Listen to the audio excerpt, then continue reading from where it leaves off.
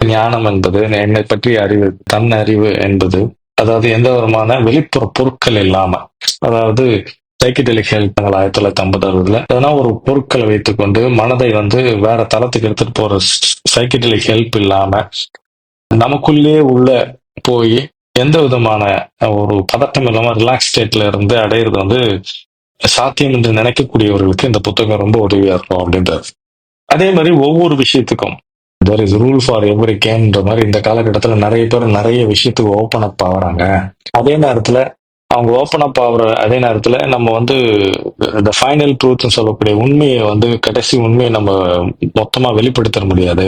ஆனா ஒரு ஒரு சஜஷன்ஸ் கொடுக்கலாம், வழிகளை நம்ம சொல்லலாம். அந்த வழிகளை சொல்லும் போது அவங்களுக்கு வரக்கூடிய பிரச்சனைக்குரிய காலகட்டத்தில் இறுக்கமான மனநிலை அதுல இருந்து எஸ்கேப் ஆகிறதுக்கு அதுல இருந்து தன்னைத்தானே பாதுகாத்துக்கிறது ரொம்ப ரொம்ப மாற்றமா இருக்கும், நம்ம ரொம்ப உதவியா இருக்கும் அப்படின்ற